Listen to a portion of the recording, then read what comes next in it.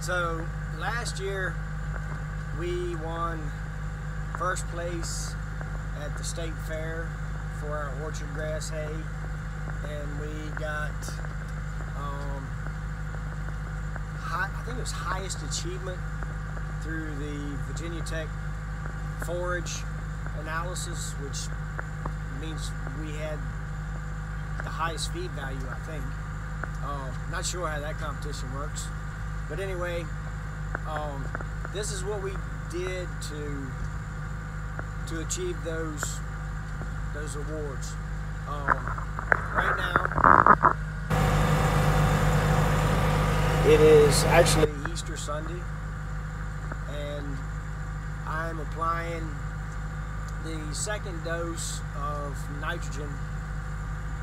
We put on 2 doses of 60 pounds of nitrogen in the spring. That gets it up out of the ground, forms the canopy to help choke the weeds out. I do have some weed killer in here, some dicamba and some sharpen, and I put in some foliar feed too. A Black Label is what I use. It's got some zinc in it, and it has humic acid, and the grass absolutely loves that humic acid. It'll turn the grass a real dark, pretty forest green. When I bale and I put my bales in a shed for somebody, and there's somebody else's hay in the shed, you can see the color difference in my hay than theirs, and I put it up to that Black Label and that humic acid. It just turns it so dark. So when you're trying to make good hay, what we concentrate on is plant health.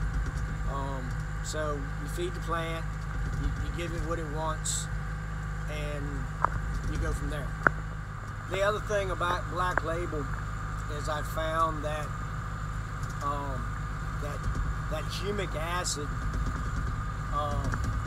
when you put it in with your 24% or 28%, the liquid nitrogen stings, burns your grass, does your small grain too. If you put some of that, I put about 1 quart, sometimes 2 quarts to the acre. It takes the sting out and doesn't burn your grass. A little helpful tip. This year we're going to try a new grass to us. Coastal Bermuda. We've got a couple places that it's real sandy. The land dries out real quick, and you could go down, look at this field, and it's beautiful. I mean, just you're going. This is going to be an awesome yield. Pretty bales, going to look awesome in the bale, and you'll have a hot, dry week, no shower or anything. And you come back, and the whole damn place is deep. It's real. This place is frustrating. This piece of dirt will work the hell out you. So we're going to try Coastal Bermuda there. That's going to be a learning curve. I know absolutely nothing about Coastal Bermuda.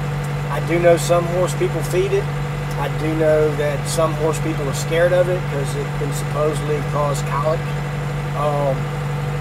But I mean, worst case scenario, I can bale it for my cows. If you know somebody or you know about Coastal Bermuda, leave a comment in the section down below. Tag somebody. So I really want to learn about it. I would appreciate that a lot. So that's it on my NPK, sulfur, zinc, humic acid. The other thing, we lime probably every 2 years is what it winds up by being, but I find that the orchard grass really likes it about 6.7, 6.8. And so what we try to do is lime to get our land at 7, because every time you apply fertilizer is, especially the nitrogen, is acid, and that brings down your pH. So it's a balancing act, You can't have too much of one thing, or the weakest link is what holds your production up. Your weakest link is what makes your plants not healthy.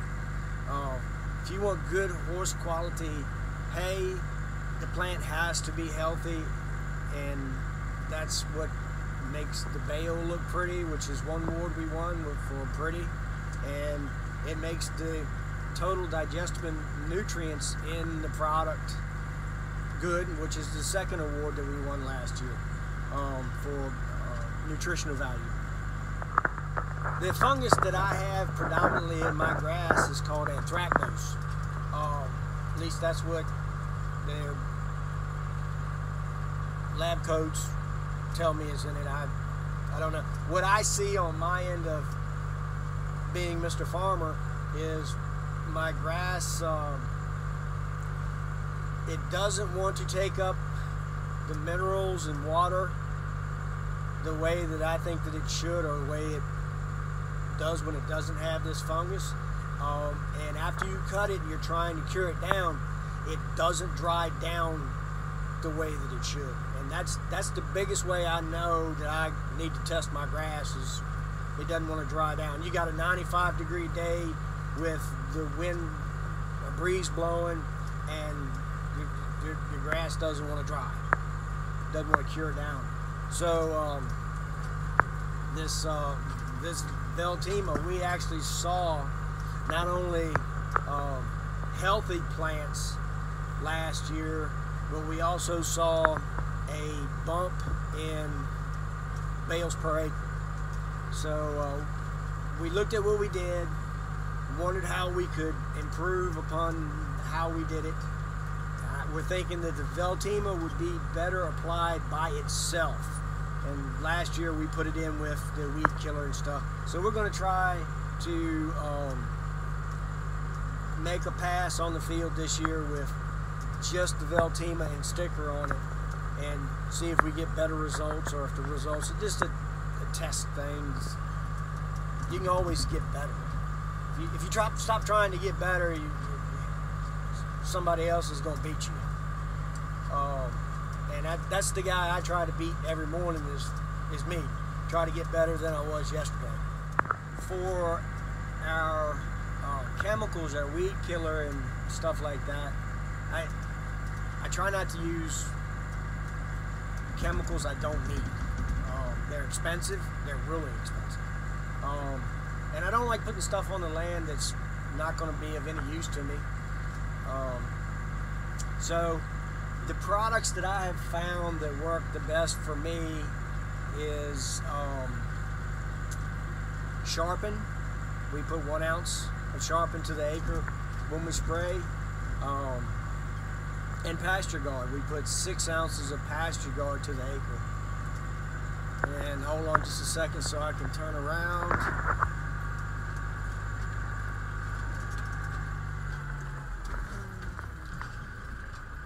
Oh, there's a hole there. Oh, I got it both times. Get back on my line.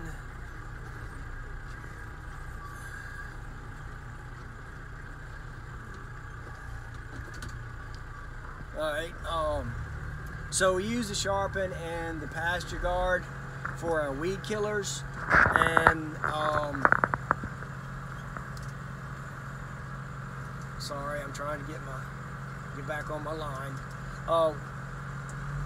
With a sticker, I use a product called Prowl. That's a pre-emerge. I have found that works really, really well for the prevention of Johnson grass and foxtail. You don't want either one of those in your feed, really. Johnson grass is high in prussic acid. I don't even like feeding it to my cows, and actually that was designed for cow feed. But it's high in prussic acid, and foxtail, some horses have problems with it getting lodged in their gums, and then you have other issues. When you raise good quality hay, You're still going to need the vet for your animal, but if you have good quality hay, you need the vet less. So, and your animal's healthy. So that's what we do. That's how it works for us with the prowl. A quart to the acre, and we start applying that when the